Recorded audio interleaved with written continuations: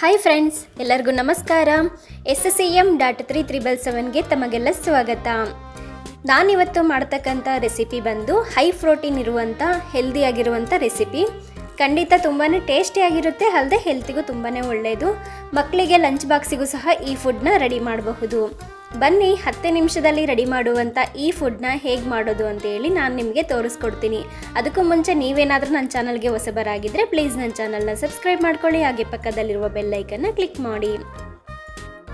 ಮೊದಲಿಗೆ ರಾತ್ರಿ ಇಡೀ ನೆನೆಸಿರುವಂಥ ಹೆಸರು ಕಾಳು 1 ಕಪ್ಪು ಹೆಸರು ಕಾಳನ್ನ ತೊಗೊಂಡಿದ್ದೀನಿ.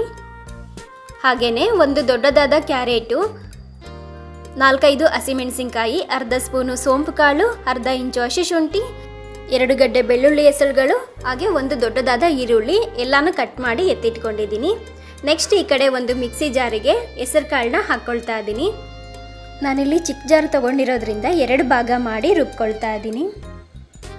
ಹೆಸರು ಕಾಳು ಹಾಕಿದ ನಂತರ ಅದಕ್ಕೇ ಕ್ಯಾರೆಟು, ಬೆಳ್ಳುಳ್ಳಿ, ಶುಂಠಿ, ಹಸಿಮೆಣಸಿನ್ಕಾಯಿ, ಈರುಳ್ಳಿ ಎಲ್ಲನೂ ಅರ್ಧ ಹಾಕ್ಕೊಂಡು ಸೋಂಪನ್ನು ಹಾಕಿ ನೀರಾಕಿ ಚೆನ್ನಾಗಿ ನುಣ್ಣಗೆ ರುಬ್ಕೋಬೇಕು.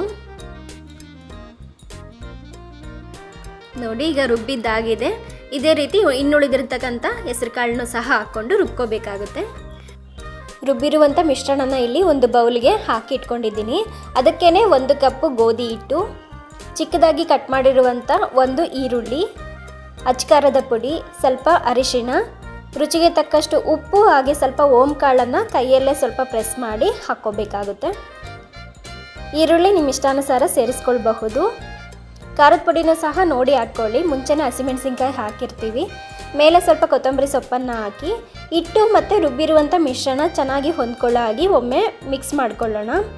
ಆ ನಂತರ ಸ್ವಲ್ಪ ನೀರನ್ನು ಸೇರಿಸಿ ದೋಸೆ ಹಿಟ್ಟಿನದಕ್ಕೆ ನಾವು ರೆಡಿ ಮಾಡ್ಕೋಬೇಕು. ನೋಡ್ತಾ ಇರ್ಬೋದು, ಇಲ್ಲಿ ರೆಡಿಯಾಗಿದೆ ದೋಸೆ ಹಿಟ್ಟಿನದಕ್ಕೆ. ಜಾಸ್ತಿ ನೀರು ಹಾಕಿ ತುಂಬ ತೆಳು ಮಾಡ್ಕೋಬೇಡಿ, ಸ್ವಲ್ಪ ಗಟ್ಟಿಗೆನೇ ಇರಲಿ. ನೋಡಿ, ಹಿಟ್ಟು ರೆಡಿಯಾಗಿದೆ. ಈ ಕಡೆ ದೋಸೆ ಹಂಚು ಕೂಡ ಕಾದಿದೆ. ನಾನ್ ಸ್ಟಿಕ್ ಹಂಚನ್ನೇ ನಾನು ಉಪಯೋಗಿಸ್ತಾ ಇದ್ದೀನಿ. ಸ್ವಲ್ಪ ಎಣ್ಣೆನ ಹಂಚಿಗೆ ಹಚ್ಬಿಟ್ಟು ಆನಂತರ ದೋಸೆ ಹಿಟ್ಟನ್ನು ಹಂಚಿನ ಮೇಲೆ ಹಾಕ್ಕೊಂಡು ದೋಸೆ ಹೆಂಗೆ ಹಾಕ್ತೀವೋ ಅದೇ ರೀತಿಯೇ ಹಾಕಬೇಕು. ಮೇಲೆ ಸ್ವಲ್ಪ ಎಣ್ಣೆ ಅಥವಾ ತುಪ್ಪನ ಹಾಕ್ಕೊಂಡು 2 ಸೈಡು ಚೆನ್ನಾಗಿ ಬೇಯಿಸ್ಕೊಂಡ್ರೆ ರುಚಿಯಾಗಿರುವಂಥ ಹೆಲ್ತಿಯಾಗಿರುವಂಥ ಬ್ರೇಕ್ಫಾಸ್ಟ್ ಅಥವಾ ದೋಸೆ ರೆಸಿಪಿ ರೆಡಿ. ಇವತ್ತಿನ ಈ ರೆಸಿಪಿ ನಿಮಗೆಲ್ಲ ಇಷ್ಟವಾಗಿದೆ ಅಂತೇಳಿ ಭಾವಿಸ್ತೀನಿ. ಇದೇ ಥರ ಹೊಸ ರೆಸಿಪಿಯೊಂದಿಗೆ ಮತ್ತೆ ಸಿಗೋಣ. ಅಲ್ಲಿವರೆಗೂ ನಮಸ್ಕಾರ.